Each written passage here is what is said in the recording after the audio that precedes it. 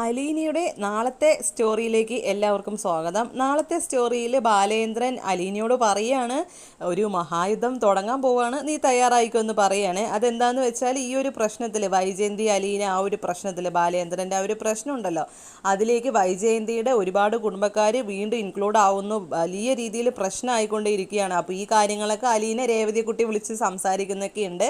അതെല്ലാം തന്നെ കാണിക്കുന്നു. വലിയ യുദ്ധം ഉണ്ടാകാൻ പോവാണ് എന്നുള്ള കാര്യങ്ങളൊക്കെ പറയുകയാണ് കേട്ടോ.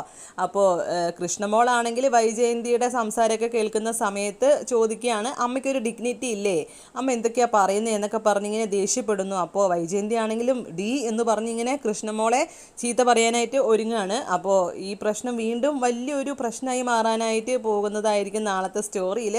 അതോടൊപ്പം തന്നെ ബാലചന്ദ്രൻ അലീന ഇവരുടെ സ്നേഹ നിമിഷങ്ങളും അതുപോലെ തന്നെ അവരുടെ ബാലേന്ദ്രൻ ഭക്ഷണം കഴിക്കുന്ന സമയത്ത് വായിൽ ഉരുള വെച്ച് കൊടുക്കാൻ വേണ്ടിയിട്ട് അലീന എന്ന് പറഞ്ഞ് കാണിക്കുന്നു. അപ്പോൾ കൊച്ചു കുട്ടിയെ പോലെ കാണിക്കാനല്ലേ എന്ന് പറഞ്ഞ് തമാശയ്ക്ക് ചെവിയെല്ലാം പിടിച്ച് ചോറ് വായിലൊക്കെ വെച്ച് കൊടുക്കുന്നു. അപ്പോൾ നല്ല സ്നേഹ നിമിഷങ്ങളും ഉണ്ട് അവരുടെ.